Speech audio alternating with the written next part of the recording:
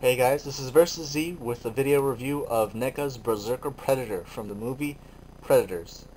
Just like the classic Predator, this figure retails for 17 to 20 US dollars depending on where you pick them up. Once again, this was bought at Toys R Us for $16.99, bringing me about a total of $18 plus tax. Don't forget the tax, guys. The packaging is the same badass packaging as the classic Predator and also the Falcon and Predator, where you get an image of the Berserker, sort of just a silhouette rather than an image. You also get the image of the Berserker itself, the name of the figure, and the name of what it comes with. Apparently a removable wrist blade, and it's more removable than you think, trust me.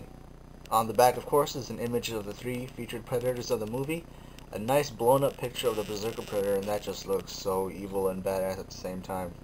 God. Some information on the Berserker Predator, and of course a list and image of the three figures from the first wave. To be honest, I think the figures look a lot better on the promotionals. The Berserker Predator, aka Mr. Big Black, is a superior hunter with superior physical abilities and intelligence. He's considered the ultimate hunter, the alpha male, the big guy, badass, whatever you want to call him. Now once again, with NECA's detail, superior detail and molding, this figure is absolutely gorgeous. But I, as someone who likes accuracy, well, aside from money and price things, this figure isn't as accurate as I was hoping it to be. Pardon the big head syndrome, once again, that is just a camera angle. The paint apps for the mask, or the biomask, are actually really nice. I like the weathering effect there. The jawbone connected to the biomask is actually really nice, except I have a problem. Obviously, the teeth are chipped. That's because he keeps falling on his face. So I lost about 3 teeth. I might end up getting a second Berserker figure. But the biggest complaint I have about the sculpt and the paint apps is the fact that if you look back to the promotional images and even just the actual design of the Berserker Predator, it's captured here on the arms very well. Even captured on the legs, absolutely just done well. The weathering on the bio leather, I guess you want to call it, is really nice. And the forearms, forearm pieces there, the gauntlets, are really nice as well. Even on these boots, it's real nice. Now, the biggest gripe I have about the figure is its size. The Berserker Predator is actually supposed to be a bigger guy. He's, once again, an alpha male. But he's got that AVPR scrawniness to him, which was kind of one of the downfalls of the Predator Wolf design. It was just he was too skinny. Berserker here is a little scrawny. I mean, it works as a figure, but for me being a nitpick, it's just not that great. Now the biggest nitpick I have about the figure, paint wise, once again I brought up the nice paint apps on the arms, and you can see the scales there. The overall design of Berserker Predator that's different of the classic is that the classic looked more reptilian, amphibious, where this guy looks more like a dinosaur. You can see the scales there. It looks more like an alligator. Even on the feet there, you can see the the reptilian toes. But on the chest, you can see the molded detail of the scales, except the paint apps on the chest are just so horrible. They look like, this looks more like a leopard or a cheetah rather than what it should be, a reptile, a huge reptile. Big knock against the figure, for me at least. What I do like though is the paint apps on the hair. Now I actually took the time to actually separate some of these hairs from each other because they are molded together. Some of them are molded together.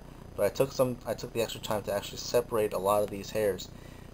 But the paint app on the hair is just really nice. I like the very tribal.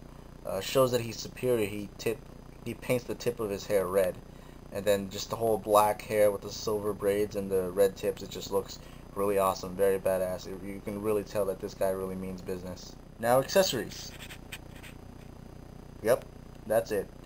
The removable wrist blade. Yeah, that's about it. And the problem with the wrist blade is that it pops off way too much. Just the slightest knock, there you go. It wasn't like that at first, but just from too many times of this figure knocking over and the wrist blade popping out, just some mold degradation. I haven't resorted to applying some nail polish there. I'm sure that'll help later on, but it's just the problem that I should point out with the figure. Now articulation is actually the same as classic, The head can rotate side to side and look up and down very slightly because of the thick hair and the just huge amount of hair that he's got. Nice back profile there. Anyway, and rotate side to side. You also have a shoulder cannon, a new designed shoulder cannon, which can rotate and pivot up and down. The rest of his body is fine. The waist rotation is just as clean and as smooth as the classic, except it's better because you have the loincloth or the waist armor to hide the ugly gaps. So that's one improvement it has over the classic. Ball jointed wrists, of course, hinge and rotatable arms. Of course, this one's limited because of the huge armor on the left side here. The legs, you have the same cuts on the legs.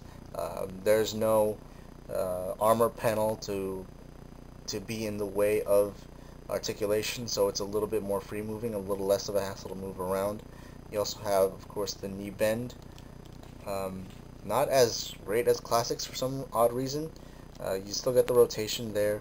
Now, one thing that's different between this figure and even the Falconer, between the classic, there is a ball joint for the feet, but it's just not apparent because of the boots. So that's kind of disappointing, but in terms of keeping the boots design there, I'm willing to keep it there. These figures aren't too posable, and you can't pull off that many dynamic poses anyway. So it's fine that I'm not able to articulate the ankles. It would have been nice if that were available, but for what this is, I'm not going to complain. The articulation ability of the Berserker is just as much as you would get out of the classic, except it works a little bit better, but at the same time it doesn't. And that's hard to explain, but the only way I can explain it out is because of the more slimmer design, the more sleeker look of the Berserker. You can get more fluid looking poses. The thing is, it starts to get weird with the legs. As much as I said I wasn't going to complain about the ankles not being posable, it does cause a problem in terms of wide-legged stance poses, because sometimes you can get the ankles or the feet to be flat on the ground, but sometimes you have to resort to using these 2 points of balance here, very similar to what you would do with some Transformers that don't have ankle articulation or feet that'll stay posed flat on the ground. It's okay. He does have some slight balance issues, but in the end it really works. You gotta love the throw the head back and roar poses. Just make sure not to arch their back out a little too far, otherwise this happens. Alright, Predator fans, now it's time for my final thoughts on this figure. Now, the details are great. This is a NECA figure, aside from the obviously not well done paint app on the chest, and the fact that the wrist blade pops out a little too often, but that's just because of age and mold degradation. Aside from all that, the details are great. Once again, the articulation is great for what it is. It's definitely a bigger improvement over the AVPR figures, so it's a little bit more of a posable statue. But that's really all you're getting with this figure. If you're more into something that's way more posable, then you're probably not a fan of NECA, and you shouldn't. You probably should just pass this figure up. But if you don't mind that fact, if you're into high-end collectibles that cost you about 20 bucks or so, this figure is actually really great. Once again, if you don't mind the lack of posability and you just prefer to have something nice displayed on your desk or shelf, then this is definitely a badass figure, and it's very well recommended. But also, if you're fans of Berserker Predator and the Predators movie in general, then I can recommend this to you too. But if you're not too big of a fan of the Berserker character or some of the things that I pointed out of this figure, or if you're not a fan of the movie in general, then I suggest you pass this up. Like I said in my previous review, the classic Predator is definitely the one that's most sought after because, of course, it is the classic. It's the one that started it all. But if you're not too keen on the new designs of these new Preds, you're not too keen on the new Predator Berserker, if you're not too keen on the new Predator movie itself, then once again, pass this up. And if you're not too big of a fan of only slightly posable figures, then pass this up. But if you dig all that stuff, then I definitely recommend this figure, and it's definitely a nice addition to your collection of Predator figures. So with that said, I hope you guys enjoyed this review, got something out of it, and I hope this helps you out in some way. Thanks for watching, and I'll see you guys next time.